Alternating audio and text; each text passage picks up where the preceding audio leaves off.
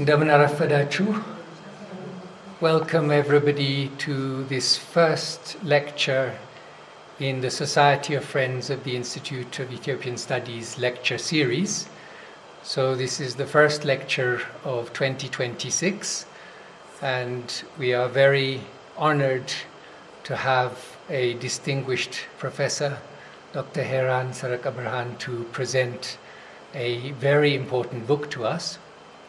It is the day after Ganna, and it is very impressive to see so many people coming.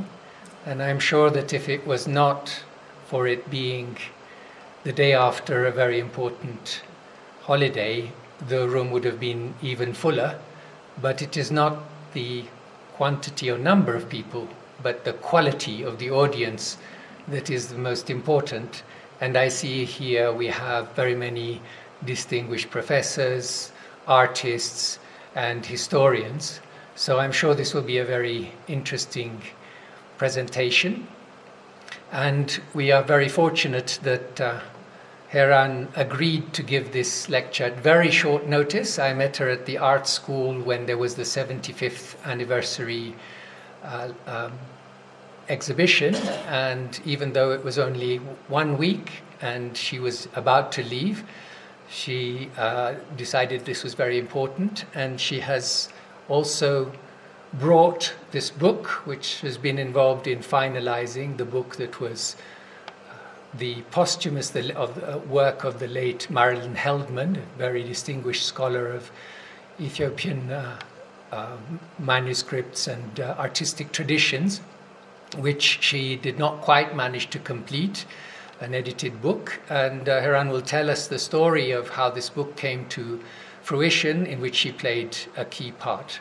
So we are very fortunate to have this first lecture. And let me say a few words about Heran's biography before inviting her to the podium to give her lecture. So Heran has now got the distinguished position of being the Deputy Director of the Smithsonian National Museum of African Art. She's the author of many publications on Ethiopian social and political history, arts, and material culture. Heran was born in Addis Ababa. She's lived here through high school and then went to the US. She did first a BA in California and then did her master's and her PhD at Michigan, where she did a major in African history and minor in African art history and African and American Caribbean history. Heran has been recently the Vice President of Strategic Planning and Community Engagement at the Boston-based Arts Consulting Group. She's had a long career in arts management, grants, etc. She was the executive director of the DC Commission on the Arts and Humanities and served as senior grants officer. She oversaw the agency's operation and personnel, managing a budget of over 42 million, with nearly 1,000 grant awards for district artists and art and humanities organizations. Heran also previously served as Deputy Director for the DC Mayor's Office on African Affairs, overseeing programmatic initiatives and ensuring access to social services for immigrant African diaspora residents. She led and initiated projects at local, national, and international levels and fulfilled senior positions at cultural and educational institutions such as the School for International Training Study Abroad program, Heran Museum at the University of Florida, the Ethiopian Community Development Council, Addis Ababa University, and the Smithsonian National Museum of African Art. She served on the Advisory Committee for Art Forward Fund, a funding collaboration of the Greater Washington Community Foundation to promote inclusion and equity for arts organization. So you can see that she's had a very impressive career over more than 3 decades. And so without further ado, let me call her to the podium to give the presentation of this book. Good afternoon, everyone. I'm not blocking it. Good afternoon, everyone. It's so good to see old friends and new friends in the audience. It's really wonderful to see you, and thank you for spending the weekend, the afternoon with us after Ganna. Lulaye, thank you for the warm introduction also. This was thrown together very much at the last minute, so forgive me if there's stops and starts. But I wish to also thank Shfaraya, you too, please, because you have pulled this together so fast. They're both old friends, but it's also a great honor to be here. Now I know that this is the first lecture, but to be presenting at the Society of Friends at the Institute of Ethiopian Studies. I thought what I would do is, it's also, I should pause and say, it's also very significant that this presentation happens here because of Marlilyn Heldman. Marlilyn Heldman began her career at the Institute of Ethiopian Studies Museum, working with Professor Hornaski when they first began cataloging the collection. So it's also really very much we should be foregrounding her and making that circle complete. About doing this presentation has to do with also honoring her legacy as a scholar. My own connection to IES also goes back a little ways as a researcher, as a doctoral student, and then later when I came back to work in the graduate program that had started the master's program at IES. Needless to say, over the years, my guiding light have been Shufarrao, Professor Baharu, Pekaling, people in the history department, people at the art school. It takes a village, to shape a person's experience. And so my village is populated by just the most incredible people. And I wish to acknowledge my poor husband who's had to run around like a crazy man today, printing things and making sure, everything was in order. So thank you all. I thought what I would do today is just sort of give a little bit of background information about the Smithsonian and about the National Museum of African Art in general, and then say a little bit about how it came to be that I was appointed to the position of Deputy Director. I'll say a little bit about exhibitions and educational programming that have happened related to Ethiopia. It's obviously an African museum, so it represents most of the whole of the continent, even in the collection. I think there's one or two countries that we don't have artworks and historical objects from. But I'll focus on the Ethiopia-related exhibitions and programming. I'll talk a little bit about the book itself and how that came to be. And then I'll finish by reading the acknowledgements that our director, John Lapiana, wrote, because it's a huge thank you to the folks here at IES for helping put move the book through at the speed that it did move through at the end. And then I'll finish by reading part of the foreword that I wrote in the book. So the Smithsonian Institution is a very large institution that started by a gift from an Englishman in 1846, an Englishman named James Smithan, who lived from 1765 to 1829. And he wished to set up this establishment for the increase and diffusion of knowledge. The institutional reach of the Smithsonian is considered the world's largest museum, education, and research complex. It has 21 museums, 14 educational and research centers, plus the National Zoo, and it's spread across the U.S. Most people think of the Smithsonian as only in Washington, D.C., but it's spread across the United States and all its territories, and urban and rural areas as well. The Smithsonian was established by an act of Congress in 1846, and it was established as an independent federal trust with a unique sort of public-private partnership that has proven to be very valuable in its cultural and scientific research for more than 175 years. Congress vested the structure is kind of important to understand.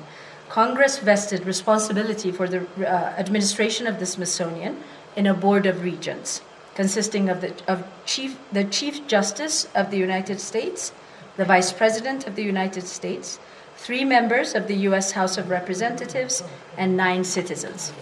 So that's the structure. The head of the Smithsonian is called the secretary. And right now it is a man named Lonnie Bunch III. He is a historian, so I celebrate that every day. And the secretary is usually appointed by the Board of Regents, and that person oversees 21 museums, 21 libraries, the National Zoo, and numerous research centers and educational units. The Smithsonian receives part of its funding from the federal government, from an appropriation, and other governmental entities and private resources. It also has to fundraise, and this is challenging because people think, if you have government money, why would you be fundraising? If you have public funds, why do you fundraise for with private funds? But the private funds help to provide sort of cover the difference. For it goes towards endowing positions, carrying out innovative research, building new facilities, even opening groundbreaking exhibitions, and reaching out to communities across the U.S. to expand and strengthen its national collections as well. So just by way of scale, the accomplishments of the Smithsonian are many, but everyone goes there when they come to the DC area. It is a free museum, which is also a thing to note. Last year, it got about 16.5 in-person visits.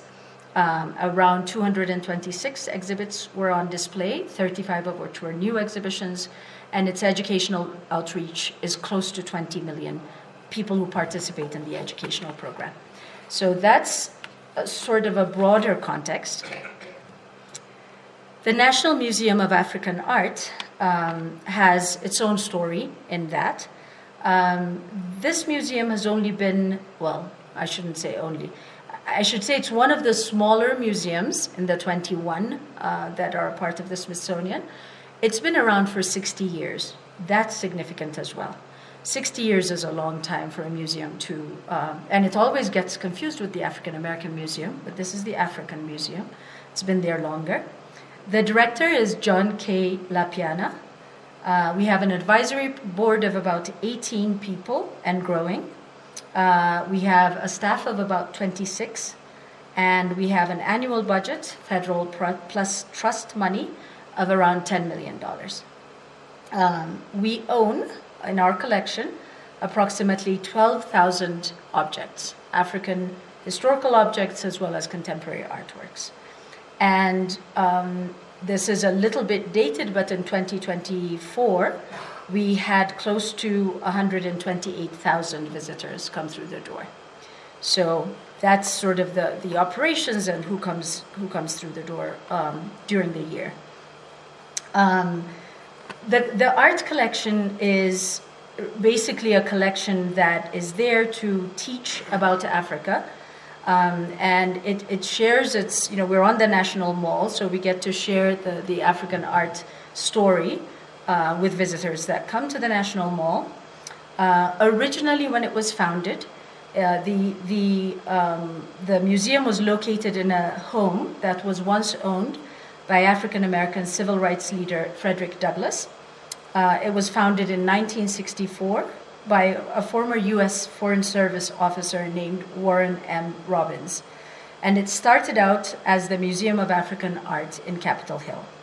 It sponsored exhibits and lectures and, really sort of began engaging people, interesting people in the idea of the diversity and the richness of African art. In 1979, the Museum of African Art became part of the Smithsonian Institution, and in 1981, it was officially renamed the National Museum of African Art. In 1987, the museum was relocated to its current facility, which was built specifically for this purpose, on the National Mall. This is significant to have an African museum on the National Mall. The museum has since evolved, of course, into a 21st century global African art museum. It reaches people virtually and in person across the nation and the world. We try to maintain connections with African institutions, museums, communities. And we use, of course, the broadest access and collaborative approach to talk about the work that we do. The collection of nearly 12,000 objects represents nearly every area and every country of the continent of Africa. It contains a variety of media and art forms, textiles, photography, sculpture, pottery, painting, jewelry, video art, dating from ancient to contemporary times. It's the largest publicly held collection of African art in the United States. The museum also significantly houses the Elliott Ellisophan photographic archives, which this man, Elliott Ellisophan, was the famed Life magazine photographer, and so almost 500,000 items of his collection, and including rare collections, exist in our archives for public access and public use. Regarding exhibitions, the museum has nearly 22,000 square feet of exhibition space. It's reconfigured periodically to meet the requirements of the museum's changing exhibitions.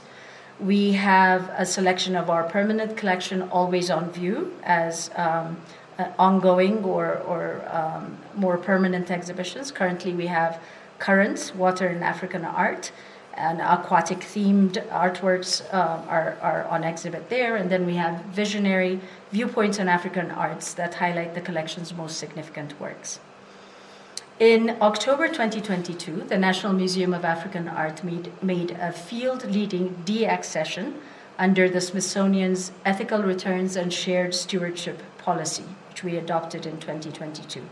We formally transferred ownership of 29 Benin bronzes in our collection to the National Commission for Museums and Monuments in Nigeria. This is no easy feat. As you can imagine, it's very contentious. Communities have changed and reshaped over the years, so returning or restituting objects has its own sort of challenges. Our longer-term view is that we continue to do this work, continue to work with communities on the ground to discuss ownership and shared stewardship possibilities for some of the historical collections that we have. In terms of education, we offer a wide variety of educational programs. I'll speak a little bit about this when we talk about the Ethiopia programs, but we have a significant range of programming that happens that draws in people who otherwise may not even be interested in visual arts necessarily, but they'd come for the programs. So I'll say a little bit about that in a minute. We also have a publication arm at the museum. That's how this book came about. And some other, sort of exhibition catalogs and a range of publications that come out of our shop. And I'll say a little bit about that when I talk about the book. The Warren M. Robbins Library is the most incredible library for art history students. It's named after our founder, the Warren M. Robbins, the gentleman who founded the museum. But it was cultivated over many, many years, 40 years actually, by our librarian, Janet Stanley. Most people know Janet Stanley who've ever dealt with the museum. She retired very recently, but she created this incredible collection of books and manuscripts and artists' letters, and just an incredible collection of art history, more than 32,000 volumes on African history, art, and culture. And that also is available for people to come in and read and make use of. The conservation work that we do is led by experts in the field. We do a lot of work preserving the art and the cultural property of the continent of Africa in our collection. We also have a state-of-the-art conservation laboratory, and we're constantly training and keeping up to date with conservation techniques. We have a couple of fellowships also, annual fellowships that are run centrally by the Smithsonian. The first one is called the Smithsonian Artists Research Fellowship.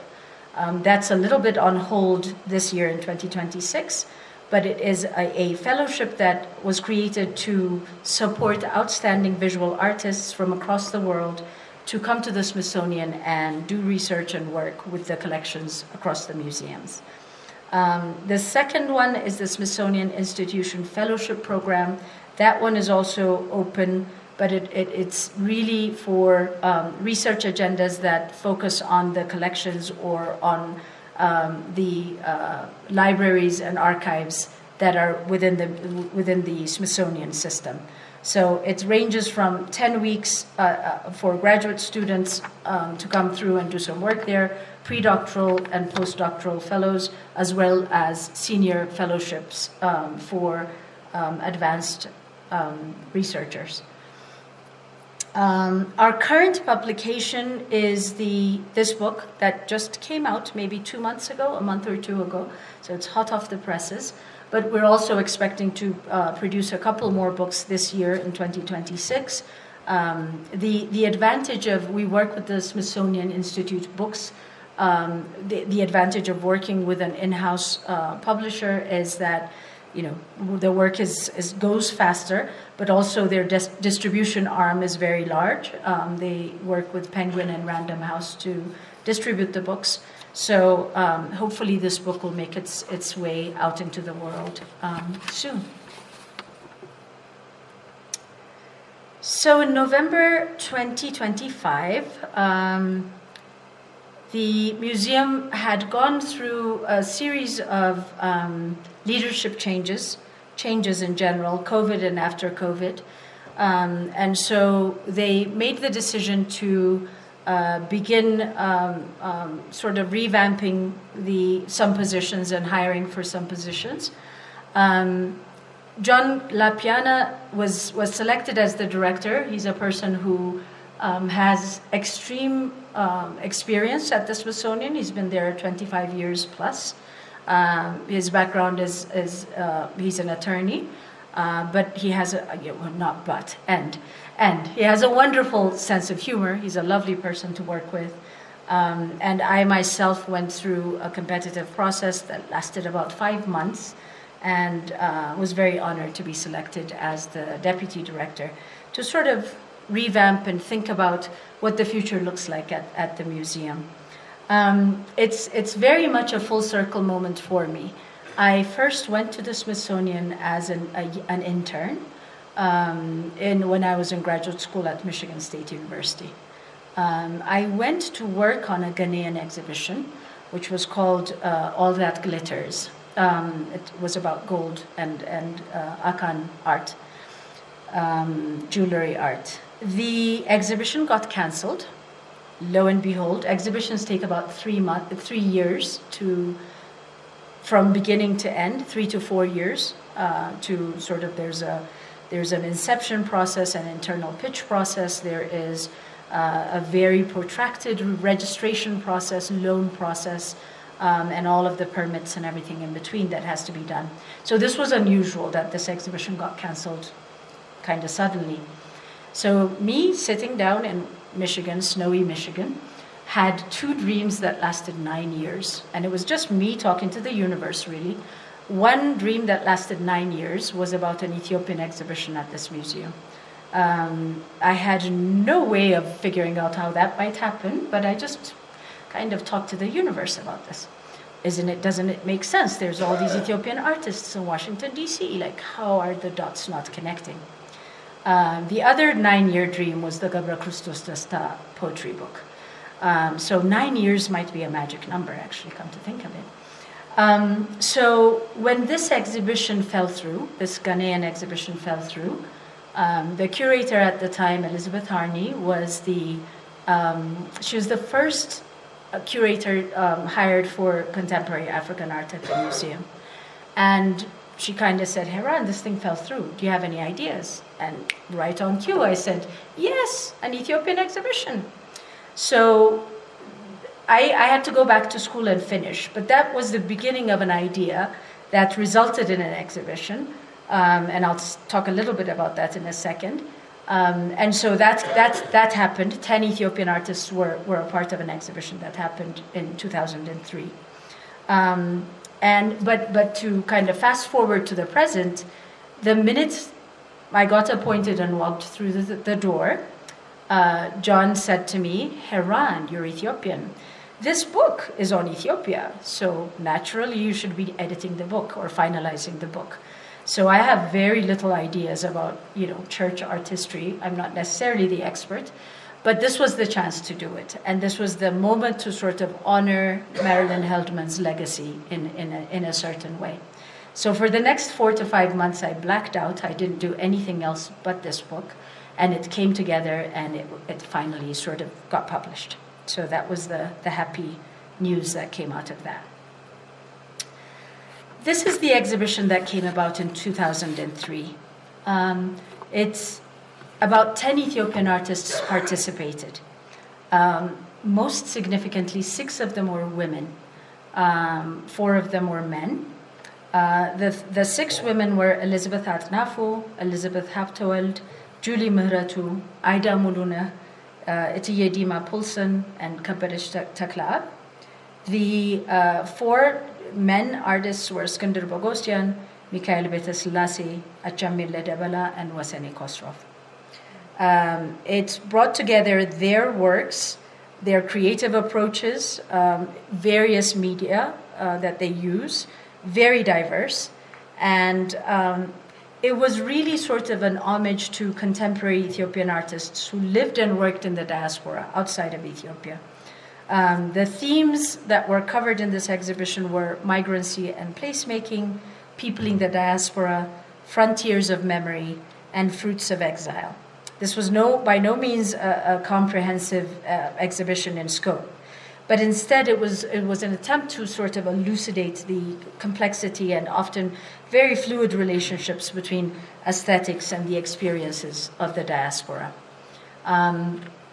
The exhibition questioned the sort of anachronistic and pernicious definitions of Africa as a closed universe and notions of identity as fixed and primordial. Upon the opening of the exhibition on April 30th, 2003, Elizabeth Harney asked each of the attending artists to comment on their work in relation to the exhibition's theme of relocation and diaspora. Her question to the artists was, the exhibition is organized around ideas of movement, negotiations of identity, and experiences of diaspora. In what ways do you see these themes applying to your work? And if any of you are interested, their responses are on video. They respond to this on video, so it's there on our website. Skinder's response to this, and I'm focusing on Skinder because we had a soft opening for the exhibition on Wednesday, and had a very festive time. We went to U Street, Roha restaurant after, and every person, the artists in the exhibition, but also people from Howard University, Jeffrey Donaldson, some very significant African-American artists, were all there. And Skinder's response to this question was, how are you asking me this? I'm on top of the world. This is the Smithsonian. So this became actually the last interview he ever gave in the garden, in the Smithsonian. And I remember sort of the energy around that, that it was really a coming of, I don't know, age is not the word, but it was a sort of a coming together of the synergy of Ethiopian artists who had done really significant works individually, and now we got to sort of celebrate them collectively. We also had an opportunity to really bring together some really good programming. So I went back to Michigan State, I finished school, and I came back to the museum as a hire to work on the educational programming aspect. So because of that, we were able to do major, I think, programs. We got to celebrate Garsagay Gabramedin's birthday there, do a poetry reading, have other people honor him through poetry. He read 2 very beautiful poems, one for Gabra Christos Desta, the other for Skender Bogosian, which was just hair-raising. I mean, I felt all the hair on my arm kind of stand up, because Skender had just passed, and that poem was about, in English it would be like, they tell me you were found on the ground, Skender.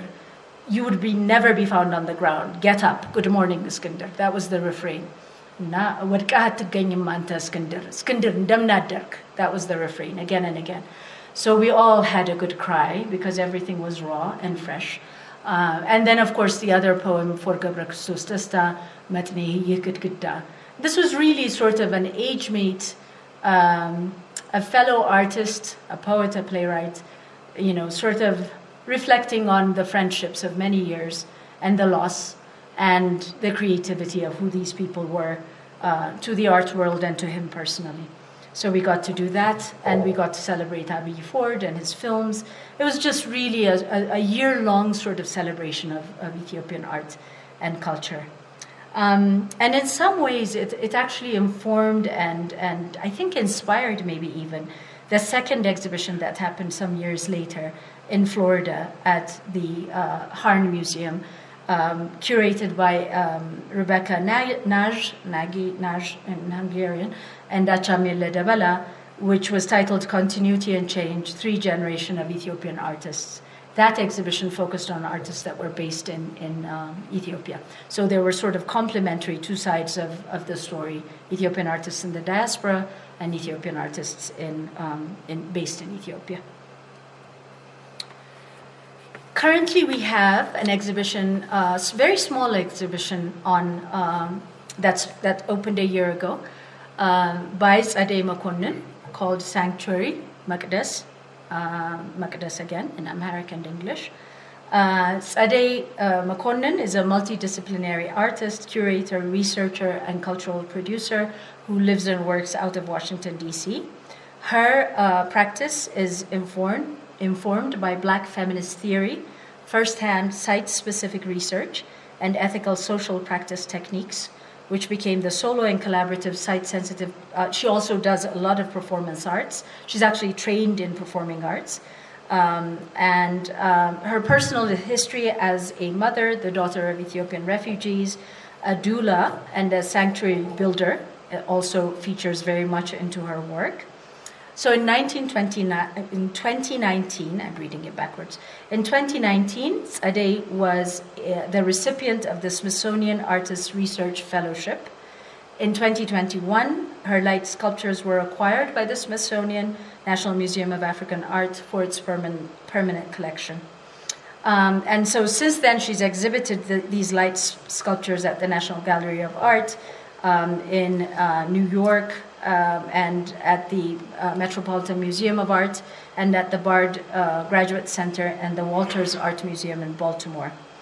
Our curatorial design team, our team in general, is absolutely amazing. We do most of our installations in-house, and so they created this space, which is very meditative, and it's a space for reflection, and it really focuses attention on these sanctified sort of towers of light. I'll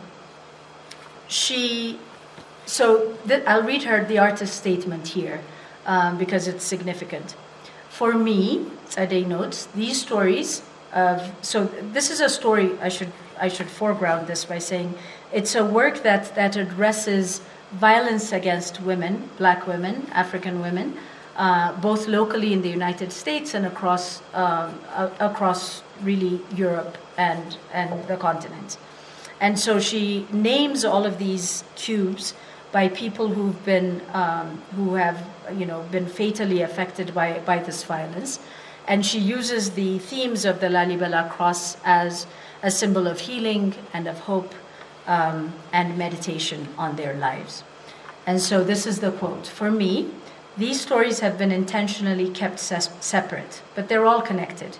The climate crisis, forced migration, police brutality, sexual violence, misogyny, transphobia, homophobia, xenophobia, anti-Blackness, classism, patriarchy, all forms of oppression. I'm interested in representing voices that are among the most vulnerable. And she adds, I want to honor the lives of these people who were lights unto themselves and their communities. Through the spiritual means of protection and healing powers these indigenous Ethiopian and Eritrean codes offer, my hope is that this work inspires us all to free ourselves from the harmful delusions that keep us separate.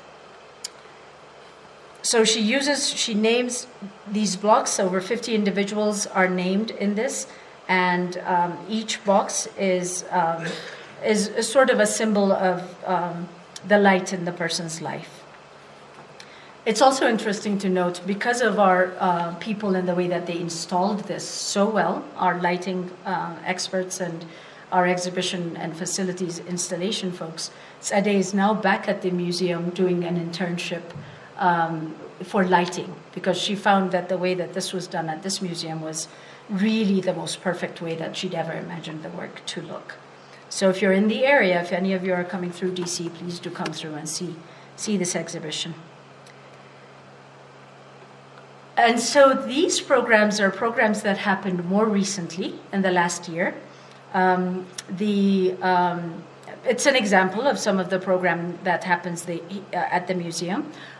We did a cross-generational conversation between Kabir Istiklal and Sade Mokunnin at the museum in May, and that went really well. It's a privilege to sit between two Ethiopian women artists and hear their thoughts and their approach and their changing sort of views on their work and how they approach their work.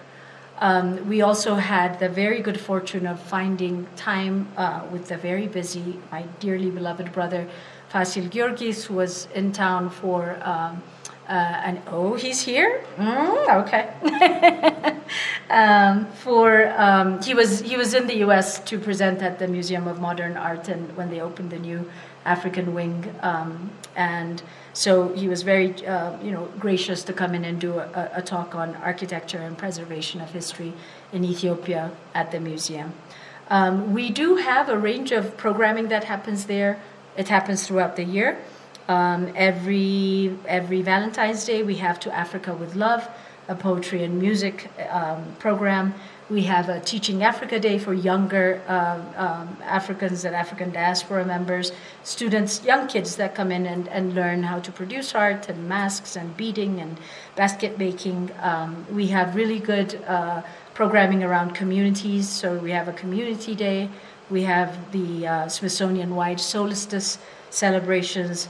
And then we have specific programming, seasonal programming around movement dance, African dance, the Joy of African movement, and the Sounds of Africa concerts that feature African and diaspora African musicians. And then we have, sort of seasonal Christmas, African art marketplace, Kwanzaa celebrations, and so on. So our team is a team of two. You'd never know it if you came to the programs. But we also have a very dedicated group of docents and volunteers, most of whom have lived and worked on the continent, speak more than one language, African language, and are very, very committed to promoting the museum through their work. That said, now let's get to the juicy parts. So the book is an actual book. Here it is. And it's titled Ethiopian Devotions, Paintings, Illuminated Manuscripts, and Processional Crosses from the 14th to the 20th Century. The editor is Marlilyn Heldman, as Alula mentioned, and I'm drawing a little bit from Kay Kaufman-Shalmay's essay in this book to kind of share some biographical information about Marlilyn. She was born in 1935 in St. Louis, Missouri. And she started off as an art teacher for middle school. Accompanied by her then former husband, an archaeologist, she arrived in Ethiopia in 1966-67. And while he was doing his projects, she volunteered her time to work as a curatorial associate at the Museum of the Institute of Ethiopian Studies, and she helped organize icons and canon tables in the collection. She went back to the U.S. and entered a doctoral program at Washington University in St. Louis in 1967 and completed her PhD in 1972. Her dissertation was titled The Gospels of Princess Zirganella, an Ethiopic manuscript dated 1400-1401 AD. And I'm quoting this from Kay's article because it's important to note. Marlilyn encountered resistance from her professors, who advised her that that her Ethiopian topic was both irrelevant and dangerous for a foreign woman needing to travel to, quote, potentially unhealthy Africa, end quote. And she stood her ground and she pushed through. She since that first round, she received after she finished her work, she came back. She received a fellowship from the National Endowment for the Humanities to support her travel and research in Ethiopia in 1973, 1974. Over time, her status became that of an independent scholar. She devoted herself to research and writing without the support of university resources, which makes her accomplishment even more impressive. She garnered several major fellowships, research grants, and residencies, including those from American Philosophical Society in 1996, the Sylvan C. Coleman and Pamela Coleman Memorial Fund Fellow at the Metropolitan Museum of Art in 2003, the Community Associates Research Fellow at the Art Institute of Chicago in 2024, and she was a fellow in Byzantine Studies at Dumbarton Oaks in 2005. She was a distinguished visiting scholar for medieval and Renaissance studies at University of California, Los Angeles, and from 2009 until her death in 2019, she was a visiting scholar in residence at the Smithsonian National Museum of African Art. Her most popular exhibition, most of you may remember, is the exhibition African Zion, which was shown in 1993 at the Walters Art Gallery in Baltimore. I saw it as a young graduate student entering into sort of the academic world at the Schomburg Institute for Research in Black Culture in New York. So this book is about a decade in the making. It has about 5 notable scholars besides Marlilyn participate. She managed to kind of corral folks and edit most of their work. Among them are Laverle Berry, Marie-Laure Dera, Professor Getachew Haile, Dennis Noznitsin, and Kay Kaufman-Shelame. And I'll say a little bit about the content of the book when I read the foreword.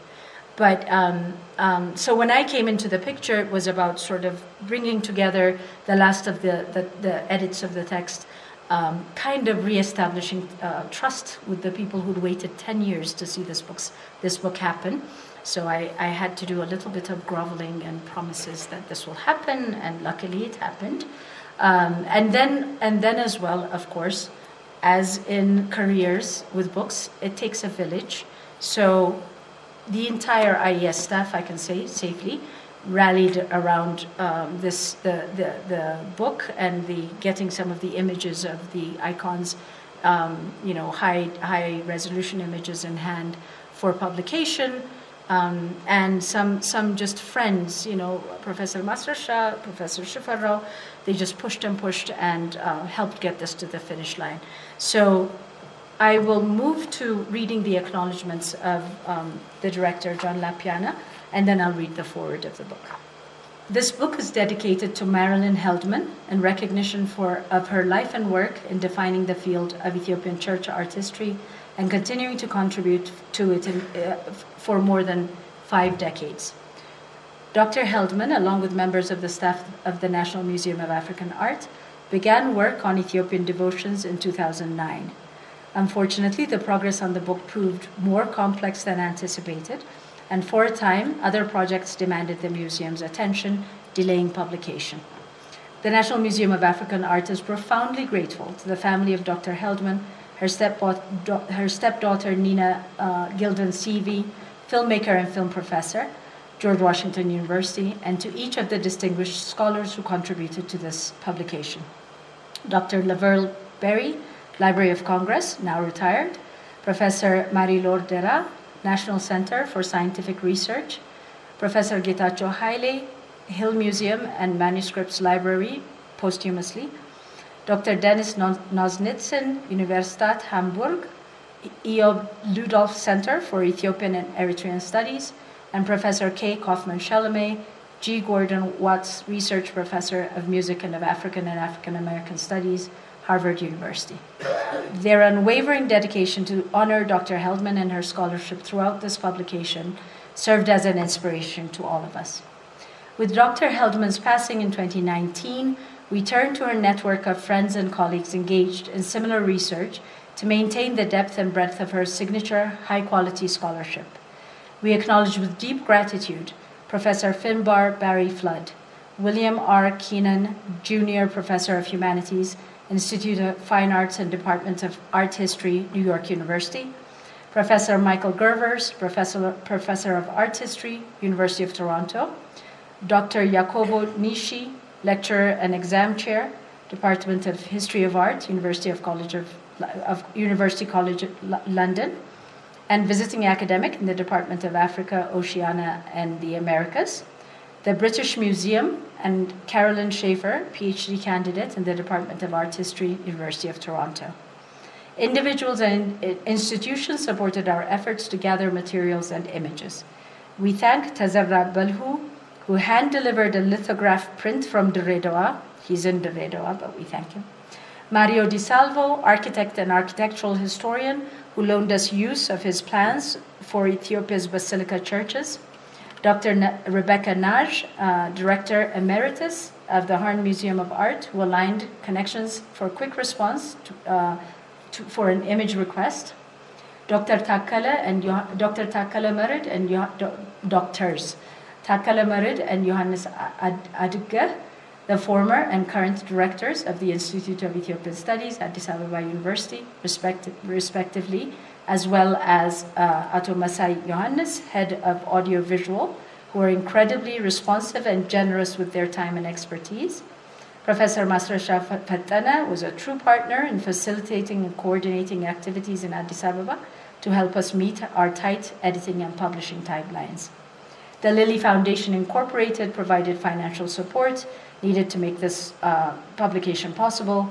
And then finally, Heran Sereke-Brhan, Deputy Director at the National Museum of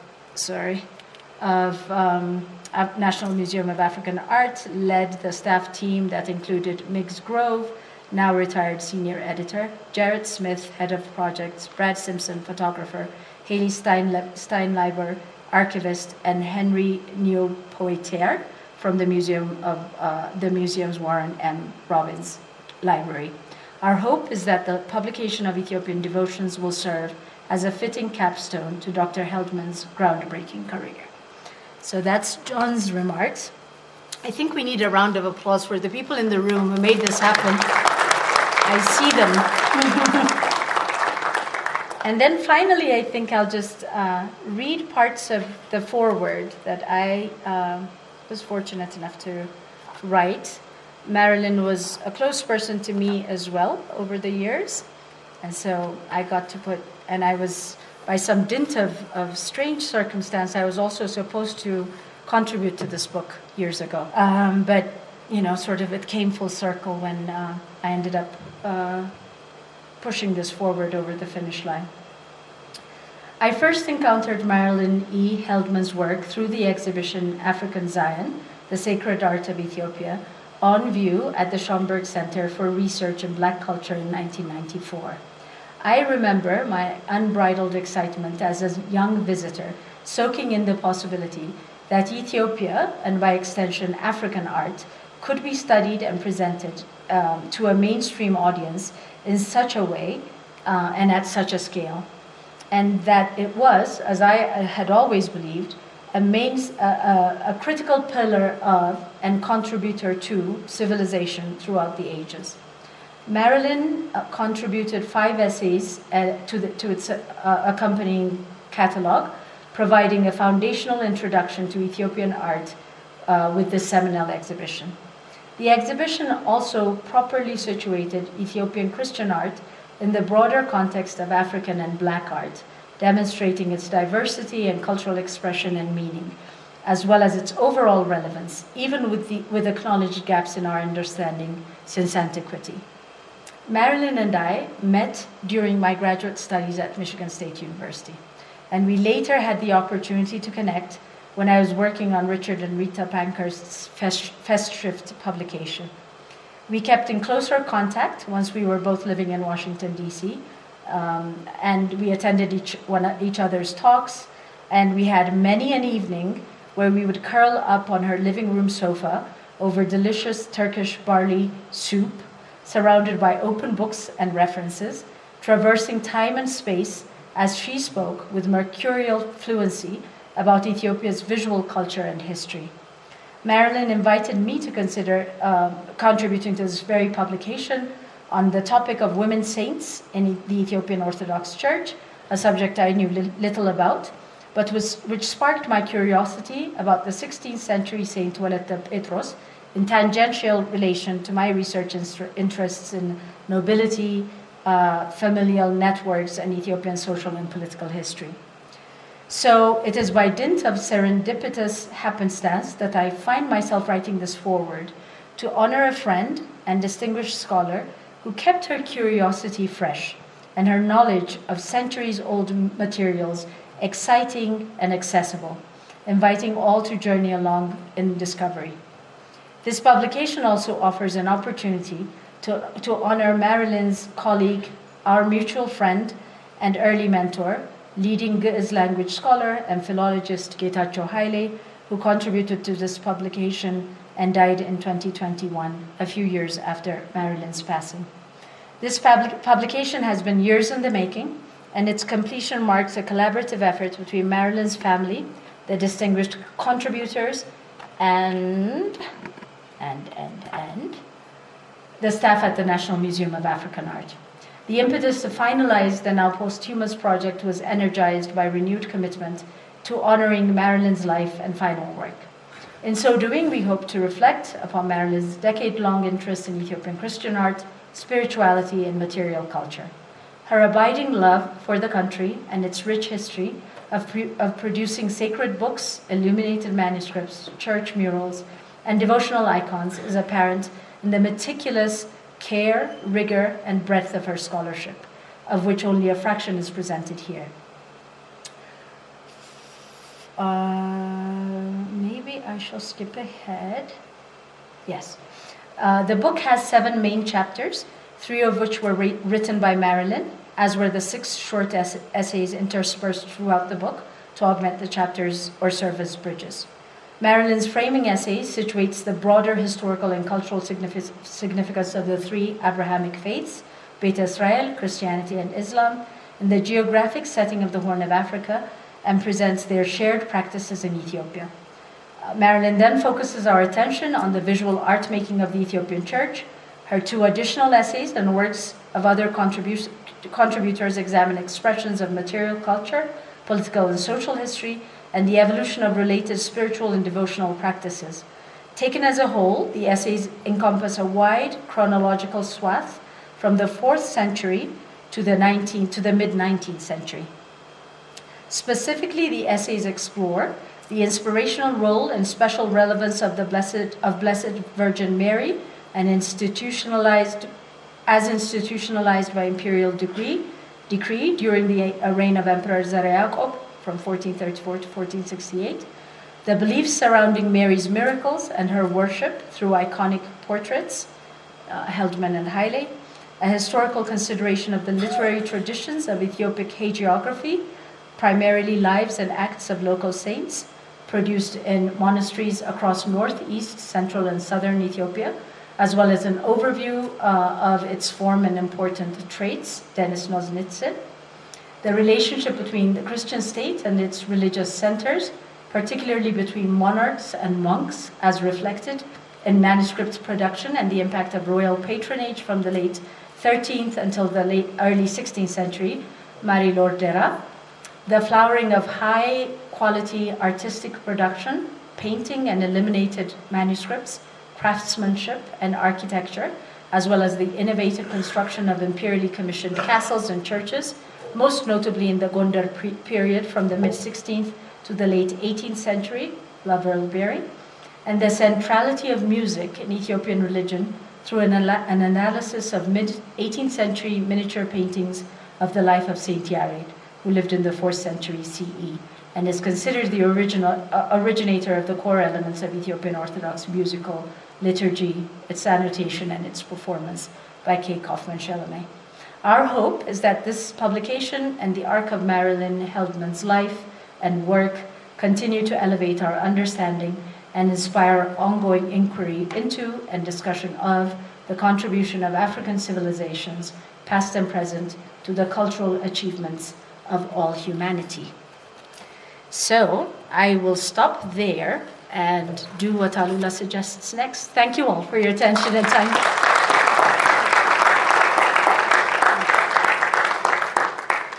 So we had an amazing panoramic perspective from Heran, not just of the book, but of her whole career and her work with the Smithsonian. So it's really been a very fascinating lecture, and I'm sure there will be a lot of very interesting questions and discussion and debate.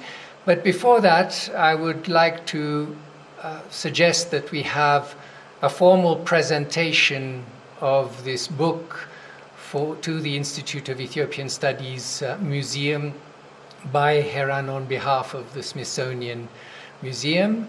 And she has already presented the book, but we will have a formal presentation now. And may I call upon Dr. Jan Sadka, the director of the Institute of Ethiopian Studies, to formally receive a copy of the book.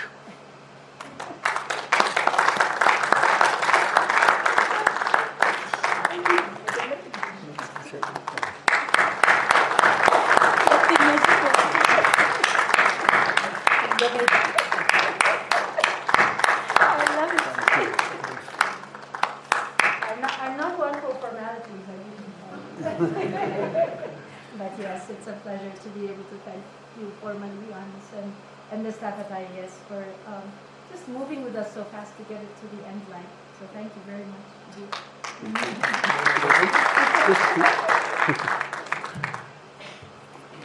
I don't have any formal speech, but I would like to say something about this event. First of all, I would like to thank SOFIES, Societies of Friends of Institute of Ethiopian Studies, for organizing this wonderful event. And I really appreciate the eloquent speech made by Dr. Heran for delivering this speech, and at the same time for her presenting this very interesting book. Of course, we have our indigenous knowledge in art history and art productions, from the rural area to the urban, from the oldest times to the contemporary time. But we have a shortage of professionals in studying and compiling such kinds of knowledge. Of course, we following the rigorous reform made by the Addis Ababa University, we have already established Center for Indigenous Knowledge under the Institute of Ethiopian Studies, and we have also Center for Museum Studies, and we have also Center for the Study of Ethiopian History and Society. And I feel art history can be the nexus of these three centers to collaborate and establish partnership with individuals and institutions across the world. And we really call upon interested and experienced individuals and institutions to establish partnerships to enrich our collections of our museum and our library for the generations to come. And I thank you really. We appreciate it.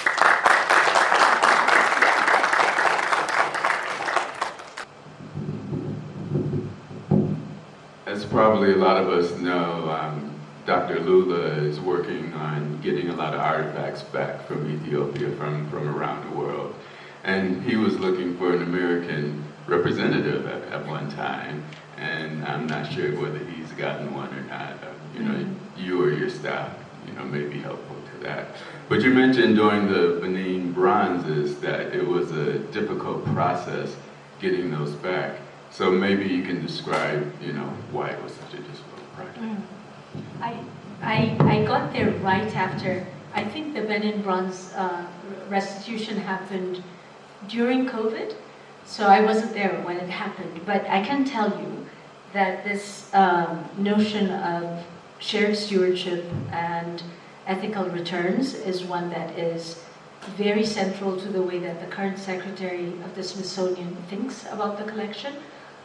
The most advanced work is being done by the American Indian museums, both in the US and in Canada, where they're really engaging communities and really discussing the meaning of the, sort of the community meanings attached to the historical objects, and what form of stewardship of that collection makes sense. Sometimes that results in restitution, but the minute you start thinking about restitution, you have to think about who are the communities, who are the groups that can lay claim to these objects. In the case of Benin Kingdom doesn't exist anymore. It's in Nigeria, and so now you're thinking about the Ido, the king of Benin, but you also have to deal with the Nigerian counterparts and the Nigerian government. And so it's a very charged and emotional and difficult road, the question of returning objects from museums to communities in general. But there is thoughtful work being done. Our registrar and our staff in-house are very committed to understanding our own historical objects. In the case of America, a lot of the objects did not come around through colonial looting. They were donated to the museum through various collectors.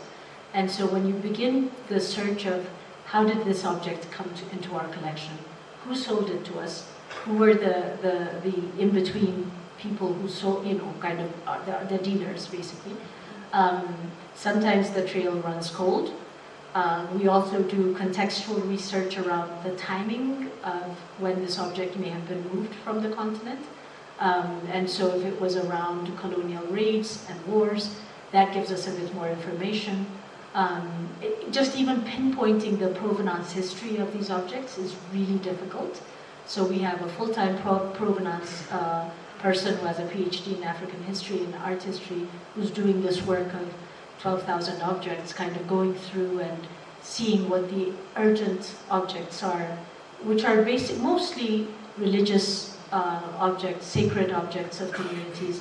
We don't want to, we're now at a time when we can say this, our museum in particular, does not want to be disrespectful to communities, especially if we're representing them through these objects. And so we're engaged, we have a Mellon Foundation grant that has us working with Cameroonian and Nigerian counterparts to kind of begin this work of working with communities on the ground, communities of origin of objects. So it's a long and treacherous road, but one that we're committed to, and it's important to do. It's very important to address it continuously with the collection, the type of collection that we have. If I can just add a couple of things before we move on that topic. I think that there are a number of priority areas in many countries. The idea of human remains needing to be restituted is a first priority. And then there are items that clearly can be traced to having a provenance with loot, and you are absolutely right that there are very few, but there are a few objects in the US that were, for instance, looted from Magbela. And then there is the question of items which came to the US but whose provenance can be established to, for instance, a particular church that might lay claims on it. And of course, though, this whole restitution debate brings up the question of producing digital images, replicas, joint stewardship and partnership, and also the strengthening of museums in Ethiopia, because there's no point in items coming back if they cannot be properly kept, restored, studied, displayed. And so any attempts to try and promote restitution need to go hand in hand with partnerships in museum capacity building and development of joint research programs, joint stewardship and preservation of artifacts. I'm interested to know how President Trump's negative attitude to Africa and academic research has had an impact on the fields of African and Ethiopian art studies. And also I wanted to suggest that as a member of the staff of Arla School of Fine Arts and Design, I wanted to suggest that you also give a copy of the book to our institution and, if possible, make some presentation there. Thank you. Thank you so much. I have actually given a copy to the arts school library and to a Mazakar library and to IES. So hopefully folks will get a chance to read it. I can't officially speak to the Trump policy, as you can imagine. I'm in a federal museum and sort of under the chain of command in a way. But what I can say is I have been very heartened, honestly, very heartened by the resolve and the depth of knowledge and commitment of the people that are around me, that are in museums, that are committed to the work, that are, continuing along. There are directives that come our way. We have to abide by them. But I see the work that's being done to continue to fulfill mission, to do exhibitions as they were planned. Some of these exhibitions have been in the works for 3-4 years before President Trump came into power. And so I am very encouraged, inspired, heartened by the people around me that continue to stay the road and kind of keep their head down and do the work. There's bound to be challenges. The secretary is a very gifted diplomat. He's an academic at heart. He's a historian, so he always thinks about context in the work that's being done at the museums. Most recently, you've seen in the news that there's been a request to review the materials, and especially any of the museums that have American in their title. But it's bound to come through all of the museums that there is content review and an approval process. Technically, the secretary sits under the vice president of the country, so there's that element. But so far, we're okay. This may change tomorrow, but so far we're doing good work and remaining committed to mission. So I'm happy about that. It might be fleeting, but I'm happy about that for now. Optimistic still. No, it's my turn. Nice to meet you, Dr. Heran, after so long absence. Yes. We met last time, during the Redwa Conference of Ethiopian Studies. I'm glad to listen to your lecture, wonderful lecture. And basically, you're talking what is in my heart, what is in my mind. I'm glad to see you once again. My question is about, this Ethiopian traditional artists, particularly religious arts, are experiencing a trying time today in remote corners of Ethiopia. Many of our monasteries and churches are actually under various pressures now. I'm thinking of not only about restitution of what has been out of the country, but about preserving Ethiopian heritages in our monasteries, in our churches, way very far in rural areas, which are so important but so threatened. So what do you think, how we can collaborate, how Ethiopian institutions, Ethiopian scholars can collaborate with you to salvage these precious icons, materials? Thank you. That's a big question, Zalalemi. It's a very big question. It's maybe the same logic would hold for other African countries as well. I think there needs to be concerted efforts, both from academics but also government policy, on the policy side of things, to support these churches and rural communities in situ, so that the objects don't move. That the church, the Ethiopian Orthodox Church, and the priests that are custodians of this artwork have done their share of protecting and preserving these works over the years.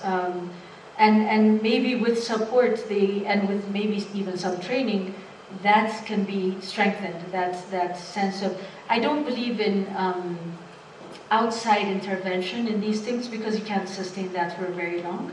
I think the work needs to be on the ground with the communities to help, kind of convey value, understand what their value to those items are.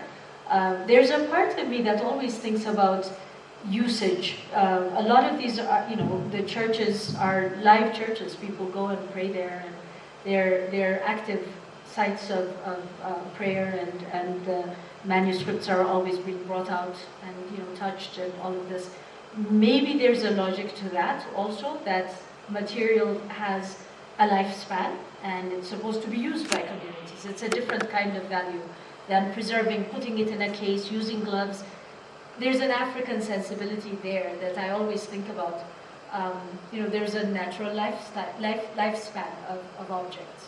And so even this notion of preserving, is it ours or is it Western? Like, I question these things all the time.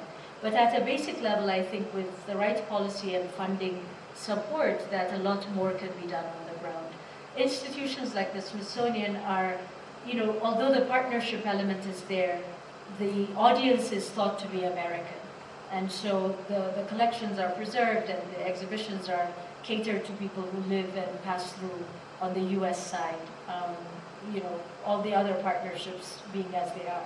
So it's difficult to find, I think training, conservation, peer learning opportunities. This Mellon Foundation is that. We're dealing with peer counterparts in Cameroon and Nigeria to understand their process and also to share what we know. So, and I believe someone from the Ethiopian Heritage, from the National Museum, the Heritage, what is it? Heritage Authority. So there's someone there that's also a part of this exchange program even currently. So there's some work that's already underway. But always there's more, more work can be done. So I appreciate the question for sure. Yeah, just to add that I think there is a kind of a balance between the loss of tradition and the continuity of tradition. So there are elements of tradition which may be being lost and need to be revived and in some ways preserved, but there is also, as Heran was saying, a very living tradition. And even if you take, say, the manuscript production, the Sereke-Brhan are at the moment still producing manuscripts following the old traditions and to some extent copying the old traditions, which has been a tendency which has been going on for centuries. So there is cause for both optimism, but also the need to do a lot of work to preserve the heritage and not to lose it.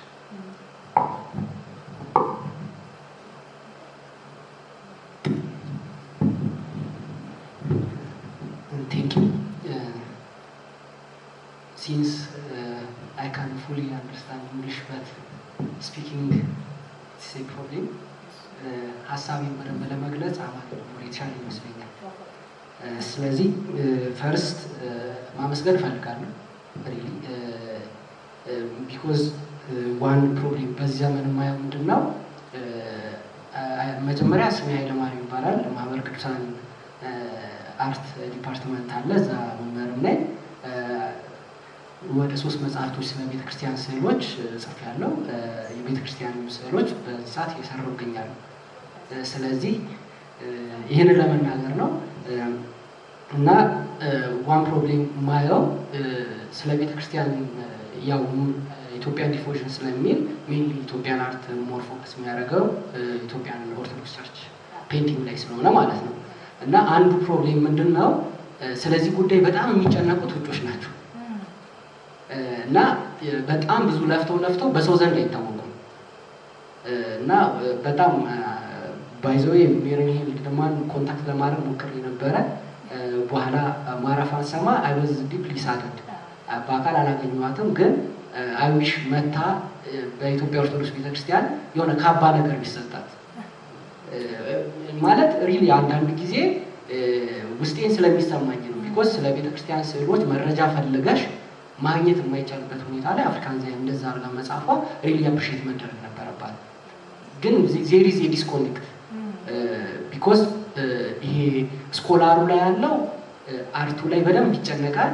የቤተክርስቲያኑ ላይ ያለው ደግሞ ኢቭን አሁን በዚህ ሰዓት አንድ ሙቭመንት አለ። የሚያሳዝነው ምንድነው ኢትዮጵያን አርት የሚባል የለም የሚል ማለት ነው በቤተክርስቲያን ጻድቅ ውስጥ እና ዜሪስ በቃ ኮምፕሊት የሆነ ሪቨርሳል አለ እና ድሮ ሳሊዎቹ ስለማይችሉ ነው ዜሪስ ኖ ሩል ዜሪስ ኖ ህግ ቀኖና የለም የሚሉ ጉዳዮች አሉ አሁን በዚህ ሰዓት እና ስለዚህ እንደናንተ አይነት ቦታ የሚሰራው ስራ ሜቢ ከሚመለከተው አንዱ ኢትዮጵያን ኦርቶዶክስ ቸርችን ስለሆነ እንዴት ነው ኮንታክት የምናደርገውና ያ ነገር አድሬስ የሚሆነው ቢኮዝ ሰው ቫልዩን ካላወቀው አይጠብቀውም አይደለም። ለምሳሌ አይከኖች አሁን ይሰራሉ ሐመረ ብርሃን አሁን ብርሃናው ላይ በጣም ጥሩ ስራ እየሰራ ነው። ግን የአይከን ፕሮዳክሽን ላይ ከፍተኛ ፕሮብሌም ስላለ አሁን በዚህ ዘመን በድሮ ሲስተም የሚሰራው እየቀረ አሁን ስቲከር ሁሉ እየተለጠፈ መጣ እና ኮንሰርቬሽን እንስራ ብንል እንደ አዲስ ስራ እንስራ ብንል ያ ነገር የለም። አርት ስኩል ላይም ደግሞ የሚሰጠው ትምህርት ሞደርን እና ዌስተርን ነው። ስለዚህ ይሄ ትምህርቱንም በተለይ ቅድም ደስ የሚል ነገር ፕሮግራሞች ካሉ ኤዱኬሽኖች ካሉ ኮላቦሬት ተደርጎ እውቀት ትራንስፈር ቢደረግ የተጠናው ጥናት እውቀቱ ትራንስፈር ቢደረግ እዚህ ላይ ብዙ ሰው ስላለ ያንን ዩዝ ተጠቅመን መስራት እንችላለን። ለዚህ ብዙ እየተሰሩ ያሉ ስራዎች ስላሉ ማለት ነው እና how can we engage እንዴት አድርገን እንጌጅ ማድረግ እንችላለን የሚለውን ነገር ብትመልሽልኝ። ሌላኛው ደግሞ ብዙ ጊዜ የሚቀርቡ ፕሬዘንቴሽኖች ላይ ማየው እስከ 20th ሴንቸሪ ድረስ ብቻ ነው። ግን አሁን 21st ሴንቸሪ ላይ ብዙ ስራ እየተሰራ ያለ ስራ አለና ወደፊት 21st ሴንቸሪ ላይ ኢትዮጵያን ኦርቶዶክስ ቸርች አርተን የሚሰሩ ስራዎችንም ሞር እነሱንም ብታካትቱ ቢኮዝ አልጠፋም ለማለት ብዬ ነው። እሱ ነው እና መጨረሻ ላይ how can ቀደም በተወሰነ ለመነካካት ሞክሬያለሁ። ግን እንደዚህ የሰሩና የለፉ ፕሮፌሽናሎችን በምን አይነት መንገድ ነው ሪኮግናይዝ የሚደረጉት? ማለት በኢንተሌክቹዋል ኮሚኒቲው ብቻ አይደለም እያልኩ ያለሁት ኢንጀነራል ብሮድ ሴንስ በኢትዮጵያውያን ማለት ነው። ይሄ የኢትዮጵያን አርት ሲባል የኢትዮጵያ ኦርቶዶክስ ብቻ ስላልሆነ ማለት ነው የኢትዮጵያ ህዝብ አይደለም። ስለዚህ ህዝቡ እነዛን ሰዎች አፕሪሺየት እንዲያደርጋቸውና አይ ሪሊ ሆፕ ማይክል ገርቨርስ ሳይሞት መጥቶ እዚህ ብሸልሞ ደስ ይለኛል። እኔ ያቅልኝ ማለት ነው። ግን ሪሊ አፕሪሺየት መደረግ አለባቸው እና ልክ እነሱም ደግሞ ያላቸው እውቀት ልክ አሁን መዝገበ ስዕላት አለ አይደል? እንደዛ አይነት ስራዎች አክሰስ የሚደረግበት ሰዎች እንዲጠቀሙ የሚያደርጉበት ከዚህ ያንን ነገር ምን አይነት ያሰባችሁት ነገር አለ? በተለይ በዲጂታሊ የሚገኝበትና እነዚህ ደግሞ አይከኖች ደግሞ ቅድም እንዳልሽው ሊቪንግ ናቸው፣ ፋንክሽናል ዩዝ አላቸው፣ ሴክሬት ናቸው። የእመቤታችን ስዕል በጥንቱ ዘመን እንደው ብዙ ሰው ስለማያውቅ ነው ሰዓሊው እየጾመ እየጸለየ የሚሳልባቸው ቀኖች አሉ። እነዛ ተጠብቀው ነው የሚሰሩት። ከዛ ዋንስ ጸሎቱ ከተባረከ በኋላ ዛቲስ በቃ ሆሊ አይከን ተብሎ ነው የሚታሰበው።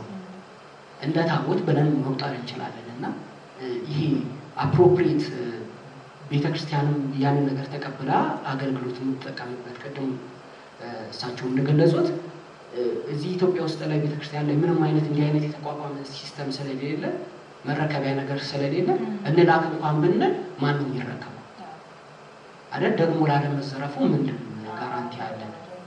እና ስለዚህ ሶሪ ግን ብዙ ጊዜ ኢትዮጵያ ኦርቶዶክስ ቤተክርስቲያንን የሚመለከታት ሆኖ ብዙ ጊዜ እሷን ይሆናል ሪፕሬዘንት አድርጎ የሚያወራ ሰው ስለሌለ ነው።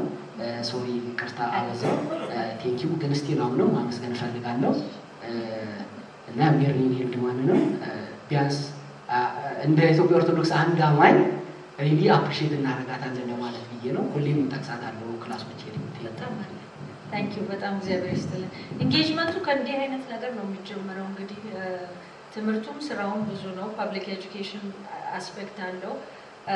እኔ እንግዲህ የውጭ ሀገር ስኮላሮች እና ጸሐፊዎች have a lot of opportunity ምናልባት ጽፈውም አሳትመውም እንትን ለማለት ግን የኢትዮጵያውያኖቹም አሉ ይህንን ስራ የሰሩ ኢትዮጵያውያን artists, art historians አሉ ነሲቡም ወልዴ and others, you know, over the years እዚህ ላይ ብዙ የደከሙ ኮንቴምፖራሪው ላይ በቸርቹም አርት ሳይድ ይኖራሉ። ስለዚህ ያ ይሆናል ሜቢ መነሻው አገር ውስጥ ያሉትን እንኳን ያለውን እውቀት ኦርጋናይዝ ማድረግ አሁን ብዙ ፕላትፎርም አለ የማስተዋወቅ you know sort of public education በጣም ኢምፖርታንት ነው። I think ግንዛቤውን ለማስያዝ እና እሱ ሊሆን ይችላል መነሻ ፖይንቱ። ከዛ የመጣ ነገር ላያስፈልግ ይችላል ሪሊ ከታች ከመጀመሪያው ስቴፕ መጀመር ይችላል። ግን እስካለን ድረስ ደግሞ የተዋወቅን እስከሄድን ድረስ ደግሞ ያለውን ሪሶርስ ማውራት መነጋገር ሌክቸር ሲሪዝ ማዘጋጀት ይቻል እንደሆነ እንደዚህ አይነት ነገር ደግሞ መነጋገር ይቻላል። ያሉም አሉ በዙም ምናምን አቬይለብል የሆኑ ኢትዮጵያን ሂስትሪ አርት ካልቸር ላይ ኦልሬዲ የሚሄዱ ሲሪዞች አሉ። እሱን አትሊስት የምናውቀው መለዋወጥ ደግሞ እንችላለን።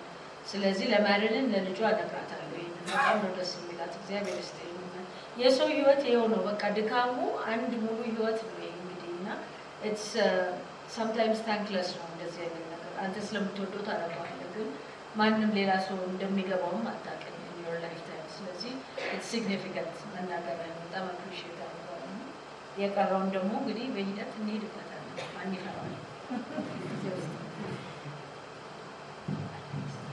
በጣም ጠቃሚ ሀሳቦችን ያቀረብከውና ተጨማሪ ውይይቶችን በዚህ መድረክ በሶፊስም ብናደርግ በጣም ደስ ይለኛል። ስለዚህ እናስብበት። ምናልባት አንድ 3-4 ጥያቄ እንውሰድና ከዛ ማጠቃለያ።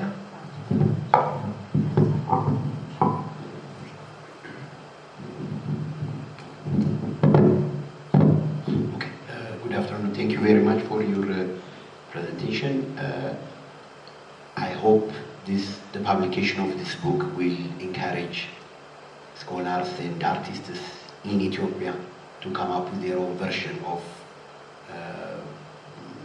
details like this, or icons, or other art forms, because I believe it's important that people who use and who understand by just being here have a different perspective about the thing. So I look forward to read what's written there, but at the same time it's also important to underline that the local intellectuals will dwell about these things. So I hope this will encourage me.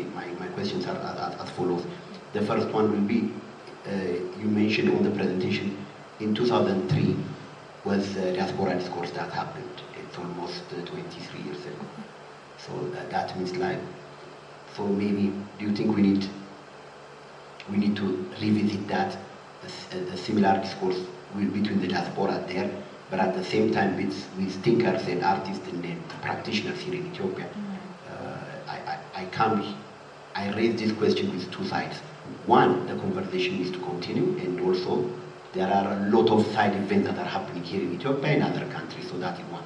And second, whatever political and policy divides that are out there, Ethiopian artists are now are divided not to go into Europe and America because of these visa restrictions.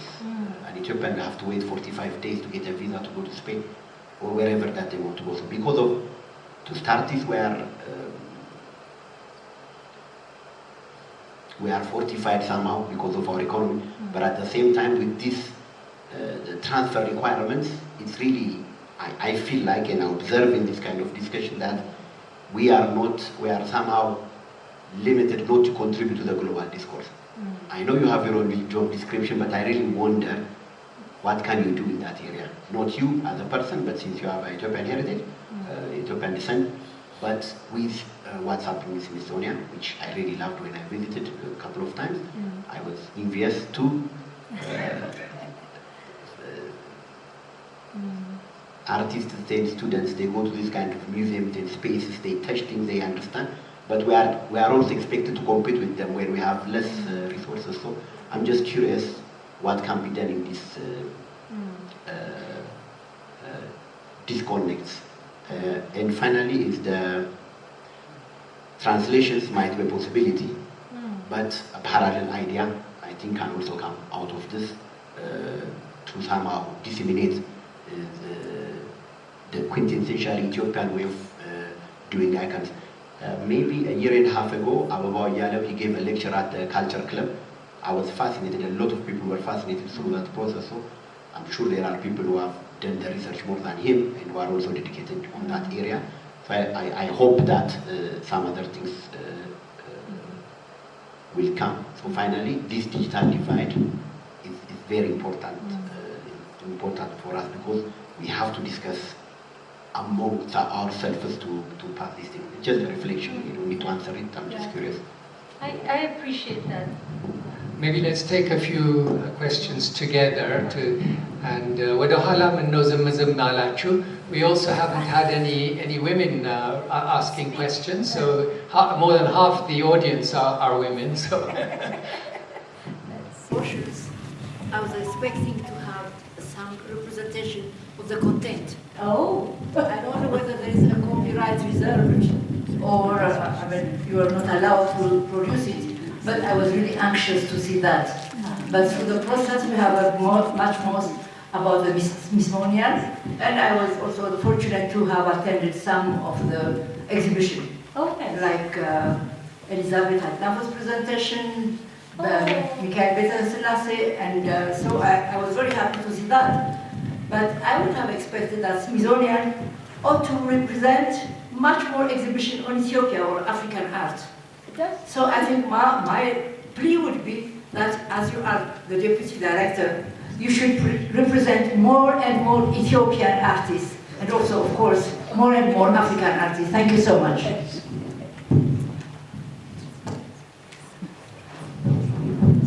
We're going to have to leave the room at 5 o'clock exactly, so we'll take 2 questions before we have a Heran answer.